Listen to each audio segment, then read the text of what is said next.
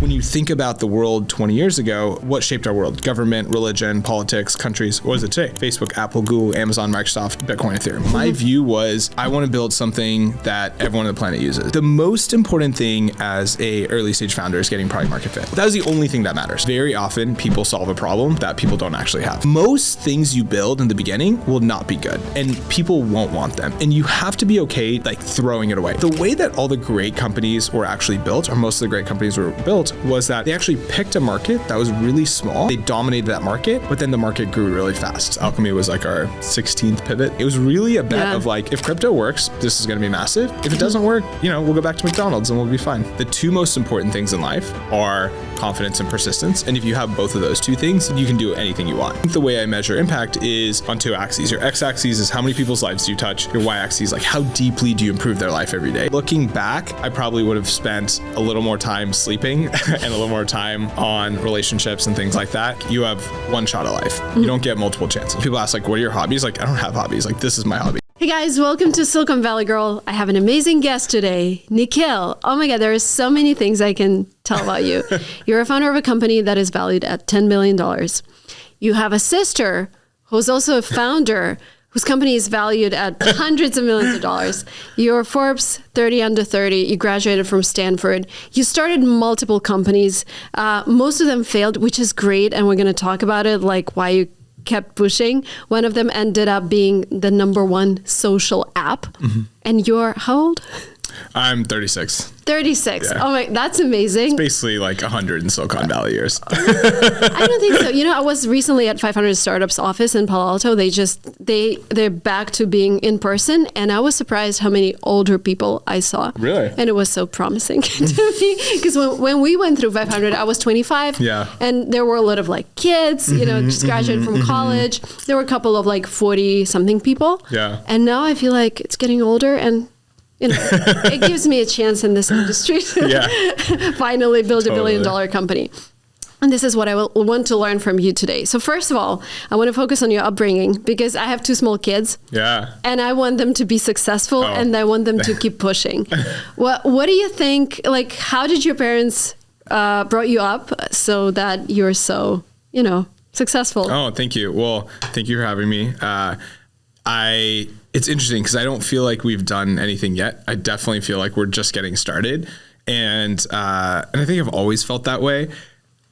I actually just had this conversation with my mom like 2 nights ago about, we were talking about stories from when I was a kid and she was telling me stuff. And I think there's a few key concepts, but I feel like the most important one. So I grew up in this like super small town in Texas called Lubbock that like no one's ever heard of.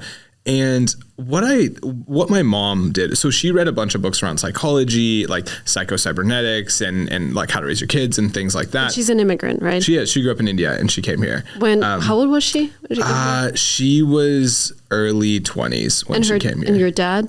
Also same. Yeah. Oh, they came together? Yeah, they came together. So they got married and they came to the US. Got it. And she basically had this theory that you need to give kids confidence when they're growing up in whatever they do. So she spent a lot of time like teaching us math, putting us in sports, putting us like in anything we did. She made sure that we were really good, and that confidence like reinforced over time. And I actually think what my personal opinion is that the two most important things in life are confidence and persistence. And if you have both of those two things, you can do anything you want, right? And I think that for me, growing up in a small town was one of the best things ever because in Palo Alto, you can't be the best at everything, right? Because there's a world-class... So competitive. Exactly. There's a world-class violinist, there's a world-class chess person, there's a world-class athlete.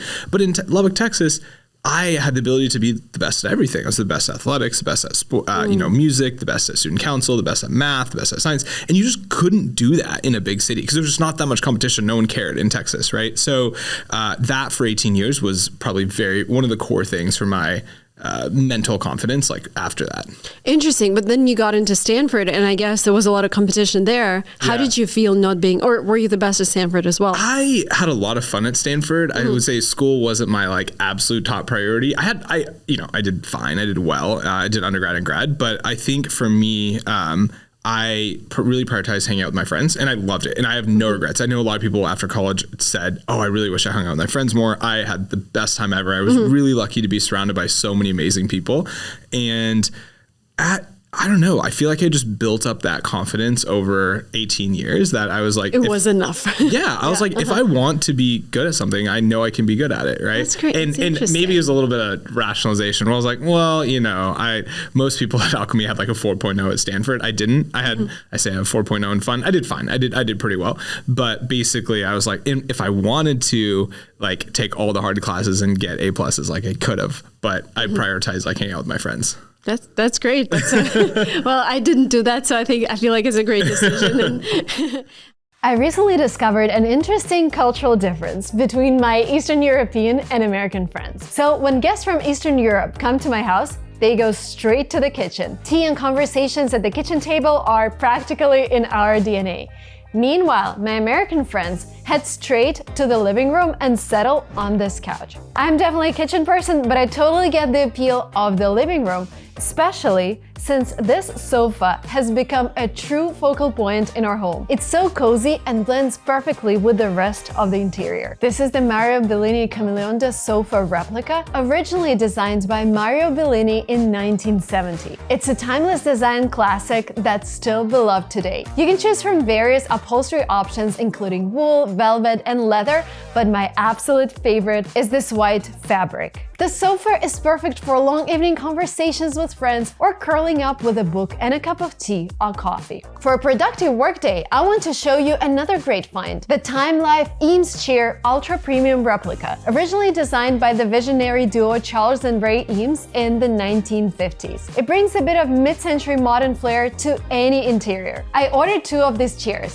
one for my home and another one for a vacation home in Hawaii, so that if our guests need to work while on vacation, and this happens all the time because most of our guests come from the Bay Area, they can do so in the most comfortable setting. I ordered both the sofa and chairs from Zana.com, and I'll leave the link in the description below. They have a lot of beautiful furniture pieces to choose from, so be sure to check them out. And let me know in the comments, where would you go if you visited my house? Straight to the kitchen or to this couch? Now let's get back to our interview. Did you ever go back to India with your parents? Yeah, I went back like almost every year growing up. So I've been probably like 15, 16 times I've been back. Have you ever thought of moving there? No, definitely not. And your parents, no, they were like, no, definitely not. Yeah. They had their own business. Right? Yeah, my mom started a software company, and she grew up very Americanized. She played in a rock band, and she had ripped jeans, and she read like American books and stuff like that, and watched. And so it was very much like she knew she wanted to come to the U.S. Okay. And when you graduated from college, you went straight into startups, right? I did. You straight into startup life. You got offers from Meta, but you declined. I knew I was like one of those weird kids. Like when I was, I don't remember how old I was. When I was young, I had seen Bill Gates on TV, and I was like, oh, like who's that guy? What's he doing? My mom said, oh, he built Microsoft and brought computers to the world. And to me, that was so cool that like one person could go like press buttons on this magic metal box and build something everyone around the planet used, right? And from that age, everyone wanted to be like a firefighter or astronaut. Right? Well, now it's a YouTuber or a TikToker, but I said I want to build software that kind of makes people's lives better for everyone on the planet. And like that was always what I wanted to do. So I think when I graduated, I didn't apply for any jobs. Mark was like, yo, come back and run this team at Facebook. But I just knew I wanted to do my own thing. Did you know him personally? Well, it was interesting because there was one desk kind of next to Mark and so, okay, a little backing up. What year was it? This was 2011. So 2011, I was on this small team. Mark keeps the teams he likes around him. So I was in a small team that was launching a new product. No one used it for many years. Today is 1 billion users. It's Facebook Messenger. And so I just randomly happened to sit next to him all summer. And it was actually a really cool experience. Got to like see through osmosis what that was like. And after that, he was like, yo, come back. What were you building at that time? I was like a PM intern on Messenger. So I helped build like the first video calling on Messenger, helped with like a bunch of other things there. But he was like, come back and run this team. We'll pay a bunch of money, all this stuff. And I just thought about it and I was like, look, there's no amount of money that they could pay me to give up the opportunity cost of my life. Like if you think about it, if somebody had gone to Mark or Bill Gates and said, hey, don't drop out and start Microsoft or Facebook, we'll pay you $1 billion. Like if IBM had said that to Bill Gates, of course he would have taken it. Who wouldn't have taken it, right? But then he wouldn't have started Microsoft, right?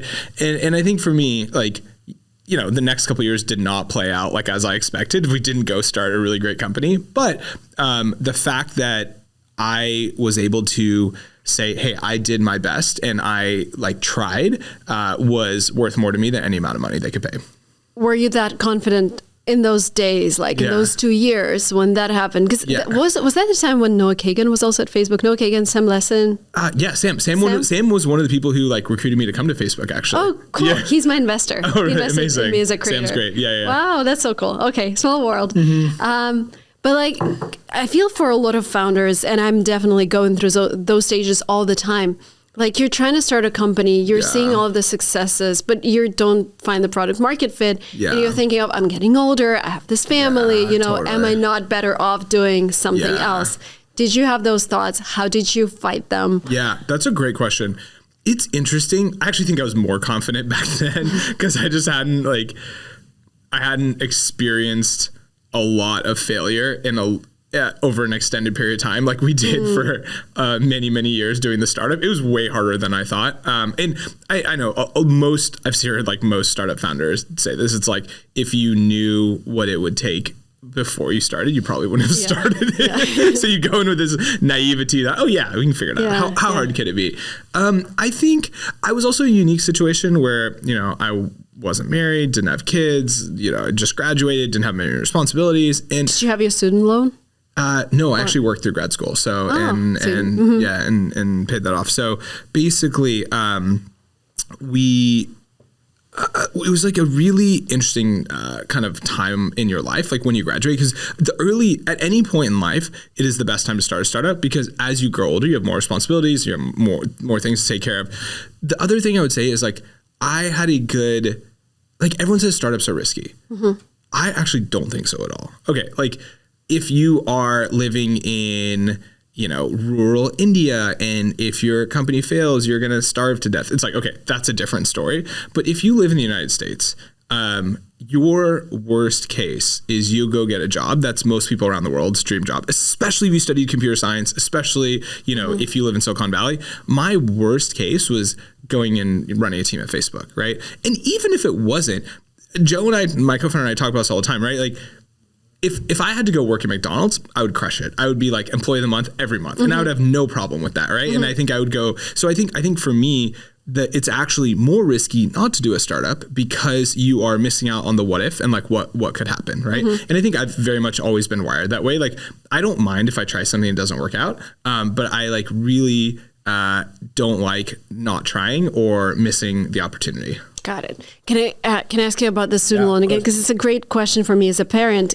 Some people tell me like, you don't have, this is my financial advisor. I'm like, let's start saving for my kid's college fund. Yeah. And he was like, no, don't do it, because they have to learn how to deal with money. And that was like the best experience for me. Yeah. So did your parents help you with your college at all? Or was it just you and then you paying it back? So Stanford has this like really interesting thing where you can be a teaching assistant and they will pay for your tuition. And so it was really nice. I mean, it was really fun because I love teaching and I got to do what I loved, and they pay for you. And it was interesting because that's actually how I met my co-founder Joe. So the first semester, the first quarter, you are a new grad student and you don't have, no one knows you, right? Yeah. So there's kind of like a lottery system, and then they pick you. So I actually think I either didn't get an TA-ship or whatever, but made friends with one of the ladies, Meredith, at the department. She helped me get a TA-ship. The next quarter, and I worked really hard, and I think we did a good job. So the next quarter, several professors actually messaged me before being like, hey, there's this matching process, but can I just snipe you early beforehand? Nice. But I think Stanford provides like a really good safety net for people where it's not that hard. It's like pretty easy and it's a lot of fun. So Got it. Okay. So you met your co-founder during your graduate school, and you've started how many companies together, or iterated how many ideas? We've worked for, this year will be year 10. I think it counted once. Alchemy was like our 16th pivot.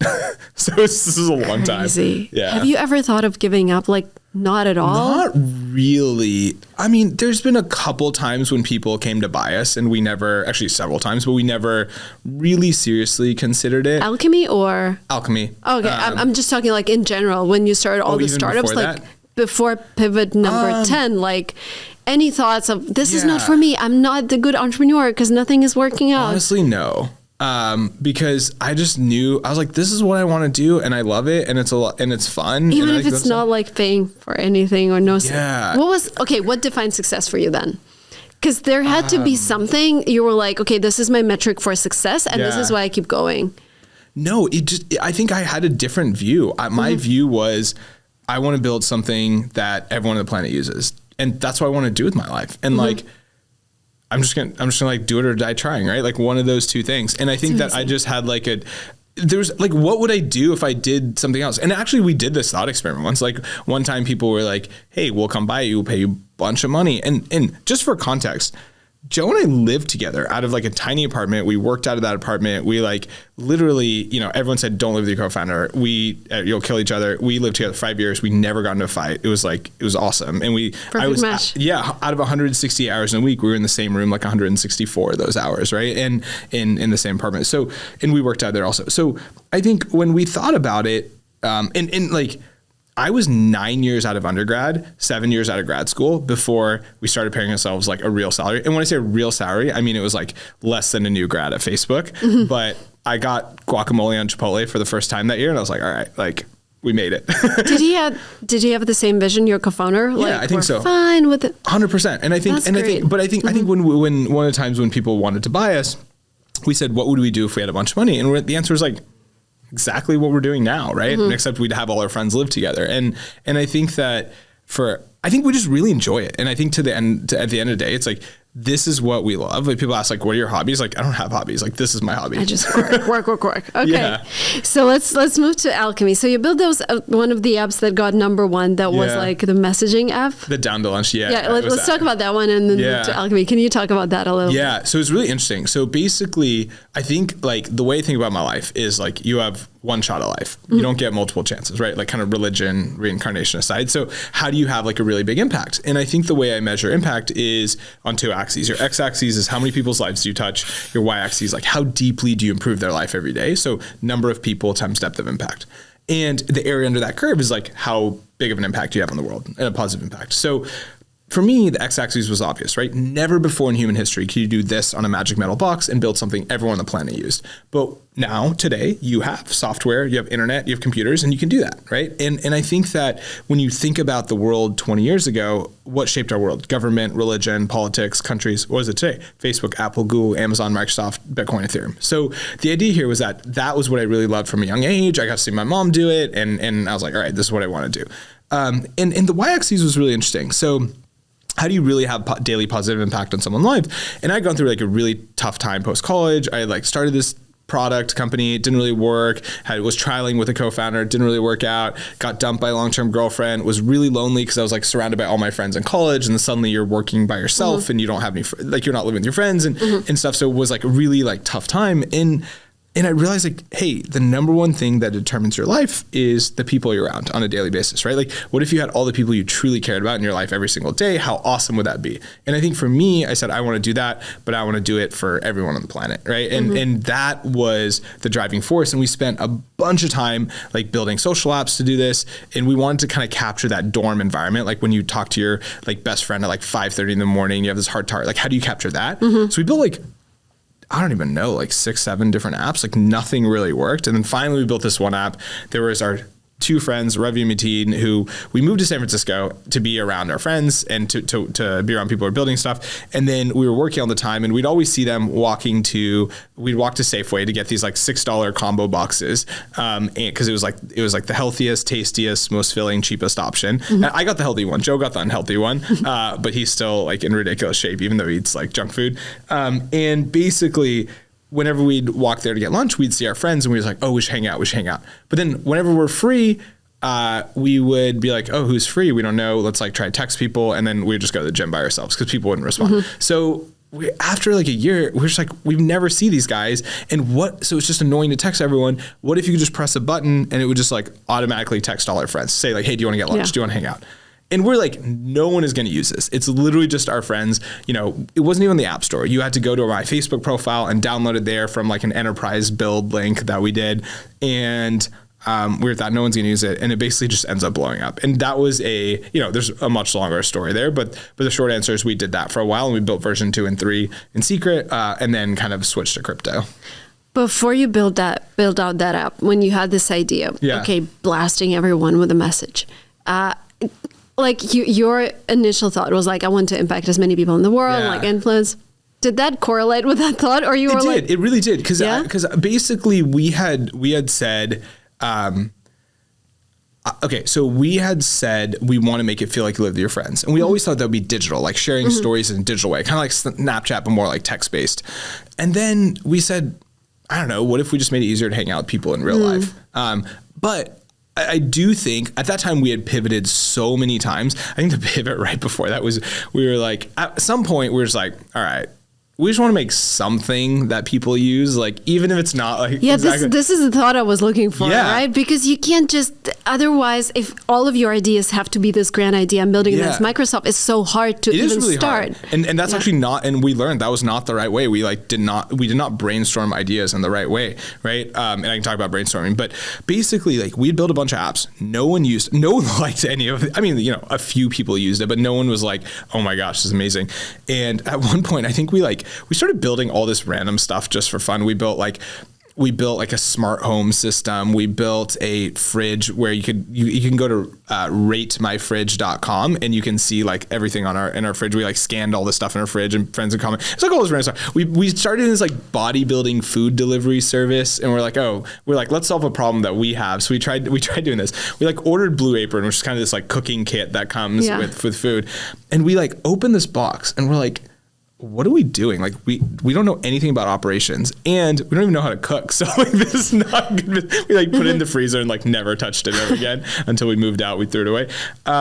But I think at this point we were like, we just want to make something that works, and we just want to make something that someone uses, and so we're like, why don't we just try to solve our own problem? So it's kind of back to that, solving their own problem. So we're like, we're like, maybe this could be something that people use, but it wasn't like this is going to be the big thing. And I think I love that thought process. Yeah. And I think you see that there's a good thing around like most great companies, so especially in the consumer social space, were not built as like a company. It was built as a side project, right? Because when you look at the great consumer apps, they're built in the very beginning. They're super simple and they're built for a very singular purpose.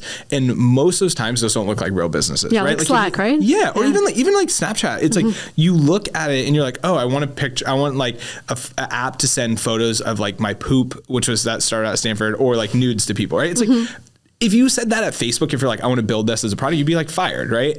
But like then that evolves into so much more. Or even Facebook, right? It was literally just a way to like see who's in your classes and like stalk attractive girls, right? Like that was what was at the beginning. But then it turns into something big. And I think there's this whole thing around when you're trying to build a company, you build something that you think is like company worthy, that you can share with your friends and all this stuff because your ego is wrapped up into it. And invariably, those things are almost always way too complex, like not actually solving a real pain point, not figuring out a very specific need for a set of people. And so I think it's very difficult to build a company, like just brainstorming, how do we build a good company? Yeah. And when do you give up on the idea? What's your criteria? Okay, this is actually really important. I think that most people including us, hang on to the idea way too long, like way, way, way too long. Way too long is how long? So let me give you a couple examples. So I think the most important thing as a early stage founder is getting product market fit. Like that is the only thing that matters. All the other stuff doesn't matter. And when you think about building a product, you need to be kind of excited about what you're trying to accomplish in the world. Like, I want to bring people together, or I want to build something in the space. But you need to be very flexible on the method and the approach. Like people get very attached to their product, and me included, for sure. Like we got very attached to our product because it's like, you're building this thing. It's like especially if we go back to what we were saying before, especially if you make it feel like, hey, this is me, my company, I'm starting this thing. I turned on Facebook and now I'm going to start this thing. It has to be like good, right? But the problem is like, most things you build in the beginning will not be good and people won't want them. And you have to be okay like throwing it away. So concretely, for a consumer product, if you don't find retention in your early users, you should be able to find throwing it away. And you should not spend the faster you can iterate, the better. The iteration speed is like the number one metric you should watch in like the early days of a startup, right? Like how fast you can ship product. Yeah. And we got that cycle time down to like a couple minutes. I can tell a story about how I do that. But I think if you are spending more than, call it like 2 weeks talking to users and getting feedback and people don't really want it, you need to change something about the product or scrap it. Like you should not spend more than like I would say 2 weeks is like the absolute upper limit of time you should spend on that. What's the maximum you spent on an idea? Oh, I've spent years. I've spent like one of our early products, I probably spent maybe like a year, like half. Like iterating, months. Changing it slightly, talking to users back and forth. Like, I was like building stuff. I was getting some people on. I was doing this. But if you really want to move fast and get something well, like, okay, you can change stuff and you can tweak it, but like you should never go more than 2 weeks without getting feedback and shipping a new version, tweaking it. Because especially, and this might be oriented a little heavily towards consumer social, but there's always this question of, do I just not have network effects? Like, do I not have enough people using my product?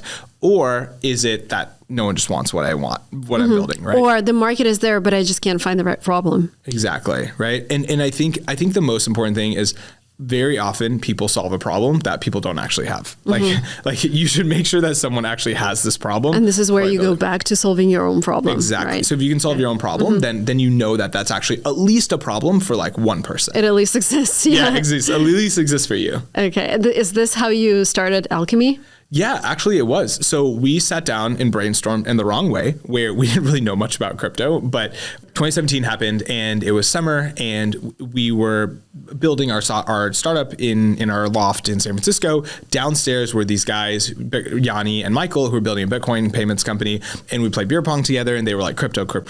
And we'd always like really believed in it, but we were laser focused on what we're doing in kind of our mission of consumer social. So basically what we did was we said, hey, we have summer off because we have college app and college people are out for summer. So let's try crypto stuff because crypto is like blowing up at the time. We said, if this is the next internet, we could build something really great here. And it's kind of a once in a lifetime opportunity. And then basically it started taking off and we're like, all right, we're just going to do this full time. So in the beginning, we brainstormed in the way you're not supposed to brainstorm. We kind of sat in a room and like wrote out a bunch of ideas and like thought about what people would want and stuff, where instead we should have gone deep into the space and actually talked to a bunch of people. And we started building this like hedge fund data science machine learning platform.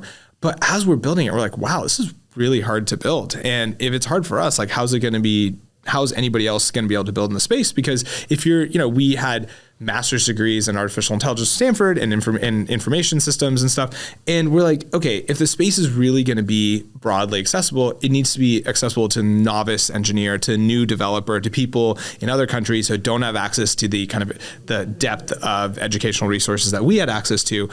So we need to make it easy. So like in a way, it really was solving a problem for us. My sister had tweeted this thing, which was actually spot on. She's like, I forgot exactly what, but it was something to the effect of, hey, startup founders, let me save you 2 years of effort, and whatever you're doing, you should just pivot to doing the infrastructure for that product instead. And it was like so true. It was exactly for us. Yeah, interesting. So you started, you pivoted Alchemy to this, which is like Amazon for AWS for blockchain companies. My question is like, it started growing in 2020, right? 2021. So we started it in 2017, and then 2018 was kind of when we launched the product as you know it today, end of 2018. But it was really like 2 years before it started really taking off. But because crypto started taking off, because crypto started taking off. How do you feel about being in the market that's so dependent on like whether it's hyped up or not? Oh man, it's really tough because like I think it's a huge risky bet to take because I mean, crypto is still small today, right? Like the trade-off here is when you can think of this graph where either you can build a business that is a big market or you can build a business in a small market. A business in a big market will have a lot of competition, right? But a business small market, but it has a lot of opportunity. The business small market would have way less competition, but the market is really small. And the way that all the great companies were actually built, or most of the great companies were built, was that they actually picked a market that was really small and they dominated that market, but then the market grew really fast, right? Which is hard to do because you have to pick something that you have strong conviction that will grow when other people don't think it'll grow. Do you have this conviction? I do. Like I definitely do. I'm not sure about the time frame though, which is a challenge. And I think we had the conviction has grown over time. We had some belief that it could be really big in 2017. We actually thought we missed it. We thought we were too late, but 2017 was like actually so early. Yeah. And I remember seeing Bill Gates say the same thing. He's like, "Oh, we thought we were missing the computer revolution, but they were actually early." So I think for crypto, that is probably one of the most challenging things about being in the space is because your total market size is very limited and it's like somewhat in your control. I think for us, it's more in our control because we can help the space grow with developers, but it's not directly in our control. And to some degree, that's something that's like, and when we started, we did a market sizing and if you go to VC, they're like, oh, their pitch deck is like, our market, healthcare market is $1 trillion, climate market is $1 trillion, AI is like $1 trillion. We literally did a market size. We're like, okay, if we get all the customers in space, we'll just guess how many there are. We're like, probably like $5 million. Like if we get every customer, we're like maybe $10 million. This is 2017 or 2018, and luckily the space has grown significantly since then. But it was like tiny. It was really a bet of like, if crypto works, this is going to be massive. If it doesn't work, we'll go back to McDonald's and we'll be fine.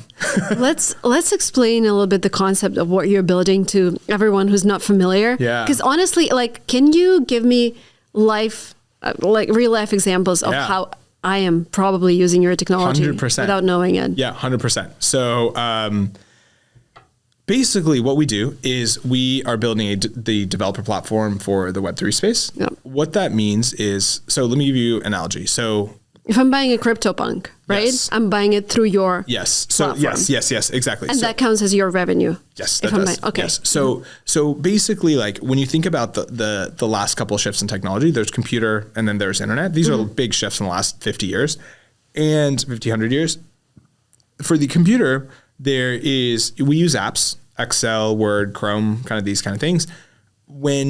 In order to build those apps on top of the computer, you needed something, right? You needed a platform. And that platform was Windows and Mac, right? Windows and Mac, what it does is hides all the complexity of RAM and CPU and hard drive and all these things, makes it really easy for people to build apps, right? And that's what spins the cycle of the innovation in the industry. You have developers build apps, so more users come, so more developers and so on, right? And for the internet, you have a similar thing where anytime you open Uber or DoorDash or Airbnb, it's actually powered. All of the information on that page, like when you look at the cars driving around, is actually powered by a company that you've heard of, that you never heard of, called Amazon. Amazon has two businesses. One, their shopping business, and the other one where they make all their money, Amazon Web Services. 2021, AWS, Amazon Web Services, was 75% of their profits. In 2022, it was 100%. So basically, Amazon is effectively a computer company. And like whenever you open Netflix, Amazon is actually running the computers that show you that. So for us, whenever you use a crypto product, like we are helping behind the scenes to power that application. So if you open Robinhood and you buy, crypto, we help with that. If you open OpenSea and you are looking at a NFT or buying that, like we're taking that data from the blockchain and putting it there, right? And there's a lot of like really exciting real world kind of tangible examples that are coming up that, it's super cool. It's not just NFTs and trading crypto. Can you name more? Yeah. So, we partnered with Shell to do they have this like global supply chain for all their equipment that they're moving equipment around the world. And, we work with them to power that. How does that require blockchain? So right now, supply chain is kind of like one of the canonical examples of blockchain because it's like very difficult to track supply chain, and they're basically like track all that inventory on the blockchain. Interesting. And I've never heard that use case. Interesting. And it's interesting because like, it's like this perfect example of where you have a bunch of different companies involved in supply chain. Like if you think about what goes into making an iPhone, it's, you have the person that makes the glass screen, and the person that makes the glass screen, it's not Apple, it's somebody else. And those people have people who make the components for the glass screen. And those people who have the components for the glass screen have somebody who makes the silicon for the glass screen. And it's like 8 layers down, and tracking all of that is like a crazy, crazy, crazy difficult thing because those people are not going to trust one random company to store all their data. So you have to have kind of this open and you have system. Blockchain that's open source, so you can trust it. Exactly. So, Can you talk about the percentages like of your total revenue? How much goes into that type of stuff? How much goes into consumer? Yeah, I mean, it's kind of all across the board. So we power everything from NFTs to crypto trading to decentralized finance to real world assets. So people like taking stocks and bonds and putting that on the blockchain to make it more accessible for everyone to trade, to things like Shell, to, we work with some of the largest brands in the world. Like you open your phone and you look at these apps, and it's like we're working with a lot of those apps. So I think kind of there's like a wide spectrum of applications, which is one of the cool things because our success is not dependent on a specific industry vertical. If anything in crypto succeeds, we benefit from that. So our incentive is to help everything in the space grow as much as possible. Are you upset with the current state of the market? No, I think one thing that's been really interesting is the crypto market went down like 84% from 2021, end of 2021 through like, late 2023. It's like you saw an 84% decrease in crypto prices. The thing that was most exciting to us is the number of developers that, we get to see because we're powering them had actually grown 4x. So when you think about what makes a space popular or useful to people, it's developers building products and that have real value for normal people like us. Yeah, like I'm struggling with crypto and I'm, always pro technology, trying to test new things. With AI, I'm already using so many AI apps that replaced people for me, replaced several processes. With blockchain, like my only use case, I bought crypto, I put it on the ledger, it's growing, I'm happy. Or like it's falling down, I'm losing 90%, I'm not happy. That's my use case. Like for ordinary customers, do you see like what's happening now and what do you see happening in the next 2 or 3 years? Is going to be like still invisible to people who are not using crypto to pay for things? Or is it going to change something? I think the thing to remember is that I think the first artificial intelligence paper was kind of written in like I know the rough date, like 1946 or something like that, right? And now 80 years later, we're like, oh, AI is happening, right? Bitcoin was released in 2000, I think late 2009, right? So it was, or late 2008, 2009. So basically it's been like 15 years. It's been like super, super early, and we're still in the very early innings. There's a couple great videos that I really love. There's one of Bill Gates and a reporter talking to Bill Gates in the early days of computers, like the 80s. She's like, but why would anyone use a computer? And he's like, well, you can learn on it. You can do all these things. She's like, but how could it be better than a book? And he's like, if you're learning, you can have these things called multimedia, which means you could have a picture that's on your computer, or you could have a movie that's on your computer, a video that's on your computer. And he's trying to explain to this lady, and the lady's like, I just don't get it. Like, why would anyone use a computer? And I think we're still very much in that stage where the technology is still being built out. It's still very early. The application is still very early. It feels like a toy today, but I do think also being in the United States, you're kind of insulated from a lot of the reasons that's really valuable. If you look at like countries like Turkey or Korea, it's like over 50% of the entire population like trades crypto or holds crypto partially because it's a ways of wealth creation. Like if your country is having crazy hyperinflation, then the money you've earned, your livelihood is being like devalued like very quickly. So you can have this alternative way to kind of like keep your life savings. So that's kind of the first application. Then you see ICOs, there was a lot of scams and stuff, but at the end of the day, it's like today, in order to raise money, you have to like know people in Silicon Valley and do these kind of things. But now anybody anywhere in the world can raise money and have like kind of imagine if Uber could fundraise from the people who rode Uber in the beginning and everyone owns shares before it was like a publicly traded company, right? It's basically taking this concept of public companies and making that available to people before. Yeah. And I think you'll see a lot of applications come up. One interesting thing is like today in California, you can actually use a blockchain license. So if you go to there's this DMV app, you don't even know that it's powered by crypto. And if you go to the airport, you can actually use that instead of your physical license, right? And if you it's powered by crypto? Yeah, it's actually powered it's on the blockchain. So Are they using your platform or you can say? Are they using your platform or you can say? I think so. I'm not sure actually. Okay. I didn't know it was blockchain. Yeah, it is. So this is I feel like for end consumer it's just invisible and we don't really realize. Yeah, 100%. And I think that is the way it should be, right? when you think about the technology should never be mentioned when it's successful. So for example, when you went to dinner yesterday, you didn't say, I used a computer application and then I used an internet application, right? It's like, no, you're like, I called an Uber and then I paid with Apple Pay. When you are talking about the technology, it means that the product doesn't have enough benefit to actually stand on its own. And when we don't talk about the technology anymore, that's when we know crypto will be successful. We will know crypto will be successful when no one even knows that it's crypto. Got it. If we talk about your revenue, I don't know if you can disclose numbers, but if we compare it to 2021 now, did you fall with the market? No, or? that was one of the really nice things. We've actually grown pretty significantly. Oh, that's great. And because so our business is a usage-based business. So we are based on like how many basically how much compute people are using, which is, it goes both ways, right? In 2021, we grew very significantly. We grew very fast and grew very significantly. But if you have a transaction-based business, like a trading business, you actually even grew faster because you had basically like, as people trade, you get a cut of all the trades. But those businesses also tanked in 2022, 2023. Because of revenue. Yes, exactly. Yeah. So our revenue is a lot more stable. It still grew significantly, but our user base has grown about 4.5 times since 2021. Wow. And when you when investors and you came up with the 10 billion valuation, what was the multiple? If you can disclose that. I can't say that. You can't. But, okay. But I think I will say like we didn't need any of the money. We didn't touch any of the money. It's still in the bank? Yeah, almost all the money we've ever raised. You invested that in crypto? Or like what? We have some of it in crypto, but almost all the money we've ever raised is in the bank. And it made so much more since then. Because you obviously invested. So like, great. I did the same with my creator round. Yeah. I just invested everything. Yeah. Gave me peace of mind. Amazing. I love it. Yeah, no, that's a great position to be in. Yeah. To just raise money to have it as a peace of mind. Exactly. If you raise now, would your valuation be higher? I hope so. You never know until it's But based on the metrics compared to like 2020. Our metrics have significantly grown. Interesting. Wow, that's so interesting. Because at first when you look at this, you're like, oh, blockchain, like crypto. I don't know. Yeah. But there is the whole world behind that. 100%. Do you still feel like you might be too early? Yeah, I think that's a question we have all the time, right? And I think it's too early of what scale is the question, right? Can we build a sustainable business? For sure, right?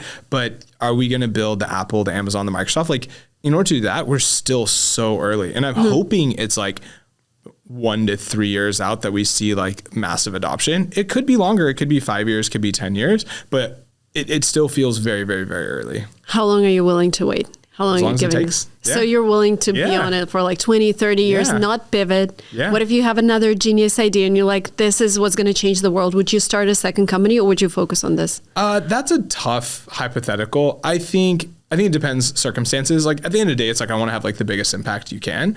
And if there's clearly another path that has a lot more impact, but as time goes along, you build up more kind of a momentum in one area. So the stakes to switching get higher. But I do think we always try to have that beginner's mindset. Like if there's something better, we should do that. Like, because I feel like you're that mindset because you're trying multiple ideas. I feel like there are two types of entrepreneurs who they either stick to the problem and like push it till the end. Yeah. Or people like me, I don't know, try different things all the time. I mean, we are very long on crypto and like that is our like this is as time goes along, I get more and more convicted that this is a massive opportunity and like a super, super exciting space and, the transformational shift of our lifetime. So I don't see anything right now like taking us out of crypto, but I think, even the nasty comments on YouTube. What's up? When I was watching some of your interviews, people were like, oh, another crypto scam, whatever. Yeah, I mean, that's great. That tells me there's opportunity, right? Because everyone believes in it.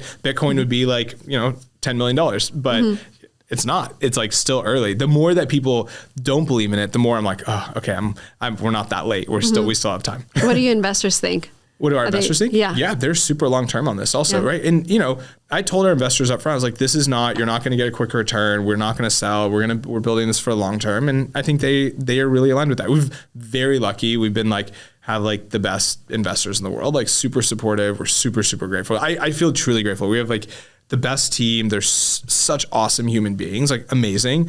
And like a really incredible set of investors. How many people are you now? We're about 170. Wow, you've grown. Yeah, we have. Wow. Still feels very understaffed. And you still, so in terms of cash, I don't know if you can disclose that, but in terms of cash flow, you're able to cover all the expenses with your revenues? I can't share, but like the business is going very well. Okay, that's great. I feel like a lot of your success is attached to you being so friendly and nice and social, and I was just to one of your parties. And how much of your success you think is networking, and what would be your advice to entrepreneurs? How much time do you spend networking? It's so funny you say that. In college and post-college, I was like, I hate networking. I never went to any networking things. I never networking, like friends, being friends with people. Okay, so right? let me do this. So I think networking, I think that it's like, in my mind, networking is like going to meet someone because you think you might get something from them, right? And my philosophy has always been, I don't need anything from anyone. Like I will figure out my own path, and I don't. But you just love to be around people. That's what I see. Yes, that's very different. So in networking, I actively avoid. I don't go to networking stuff. Yeah, I think it's the wrong word. Yeah. I love being around people. I have like an amazing set of humans around us, and like I've never met anyone with the intention like, oh, like I want to be friends with you because I want something from you. But I just like hang out with people I like, and as a result, like our team, the thing I'm like most proud of is not the press, not the money, not the investors, any kind of stuff, but people on our team coming to me and saying like, this is not just the best place I've worked, it's like the best family I've ever had, the most fun, like the best community I've ever had, and I wouldn't go anywhere else even to pay me like $1 billion, right? And I think in the early days, a lot of our team just came, people like one of the guys who's his 6th year anniversary today, he joined Alchemy because he showed up to my birthday party, and which was like an absolute rager. It was like, beer pong and like colored lights and dance party and stuff brought by one of my friends. And then he ended up working with us, right? So like all the early team was like our friends or from Instagram or like who people followed us on Instagram or Facebook and stuff. And it was like, for us, I think we have 2 goals. One is positively impact everyone on the planet. The second one is have a blast while we're doing it. And that second part is like super, super important to me. There's a huge cost that comes with that, right? We didn't go. Do you ever feel guilty? What's like, that? I'm partying. Do you feel guilty when you're partying? I do, because I do all the time. I don't really party that much anymore, but like when I do, it's like with our team. But we hosted a Cinco de Mayo thing and stuff, but I feel like it is I feel like there is a big cost to doing the I want to work with friends and I want to have fun, because for example, one big thing is like, do you go remote or not? And we said no, we're in person because it's not fun to be remote, right? And that's a huge hit. You can recruit talent that you couldn't recruit. People, in this day and age, everyone wants to work remote, so it is a huge hit. But I think in my opinion, the benefits outweigh the costs. What do you think about work-life balance? This one's a tough one. So I think in the early stages of a startup, it's really difficult to have any kind of semblance of work-life balance. And I really think you have to be all in.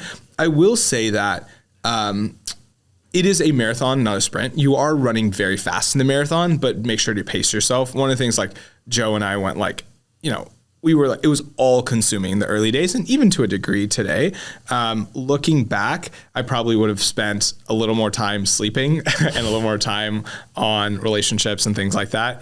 Recently single, so if you're watching this and have awesome friends, set me up. Girls, what are we gonna leave your Instagram? Instagram is in the description. If you're happy, positive driven, hit me up. Yeah. But I do think like it is important to take some time. Like you're not going to have a ton of hobbies. You're not going to have a ton of time to hang out with friends, but make time for your health and for relationships, because I think that and as much as possible, like integrating that into your startup life is really great. So like as a team, we would go work out together a lot. Like whenever we had startup like events, it would be a recruiting event, but we'd invite all our friends so we get to hang out with them. Yeah. So it's like you can mix those worlds to a pretty good, especially if you become friends with other people who is your target demographic of recruiting or startup friends or whatever. Start a company with your husband. Yeah, exactly. There you go. Something that I did. There you go. Cool. Okay. Link in the description. Yeah. One last of course. piece of advice for entrepreneurs who are trying ideas. Yeah. Nothing is working. Yeah. How do they keep pushing? Okay. So this is very nuanced and it very dependent on the situation, but I think a couple things. When you are building something, maybe like 3 pieces of advice. The first one is the most important thing in the early days is product market fit. Nothing else matters. Press doesn't matter. Investors don't matter. Who's on your team doesn't really matter. Whatever. All these other vanity metrics don't matter. The only thing that matters is, do you have something that people want? So focus on that to the exclusion of everything else. And the best way to do that is like talk to a bunch of customers and talk to your target audience and stay really kind of deep in that. The second thing is become a domain expert in whatever you're doing. So like rather than sitting in a room and trying to brainstorm, we made this mistake a couple of times, really just go live the life of the person that you like want to do, right? That you want to build for. And I've seen this over and over. Some of my friends like who, started DoorDash, like they literally went and like drove the orders. They were delivering. Yeah, they're delivering themselves. Story. Yeah, they're delivering themselves. And I've seen this over and over. Like I know people who started different companies in different industries, like, and they will actually just go get jobs in that industry to like understand what that's like, right? So that's the second piece. The third piece, and probably the most important thing, actually two more pieces. The third piece is you really need to make sure you're having fun. Like if you're doing this for the money, you're not going to last. It's not that I guarantee you there's a lot easier ways to make money. And really doing something that you love with people that you love is like really the only way to last through what's going to be a long journey. If you are successful, if you make it, it's going to be 7 to 10 years minimum, right? And I think that And I think that you have to make sure you're having fun. And then I think the last piece here is speed is your number one weapon as a small company, as a startup. And Joe has this great quote, my co-founder. He says, the big don't eat the big don't eat the small, the fast eat the slow. So really optimize for that iteration cycle, cut that down to as fast as you can and be totally fine tossing out your product and starting over. And I think like the more you can move fast, have fun and focus on building something that people actually want is probably the three biggest things to getting a product market fit really fast. And actually, and I will say the last piece, finding product market fit, by far the hardest part. Everything else, much easier. It doesn't get easier, right? Yeah. No, I think the other stuff is actually way easier. No, I mean the product market fit with every new product doesn't get easier. Oh, 100%. Like, yeah. Thank you so much. That was so useful and so inspiring for all of the entrepreneurs and wannabe entrepreneurs out there. Thank you guys so much for watching this. Thank you, Nikil, for your wisdom. Thanks for having me on. Thank you. Appreciate it.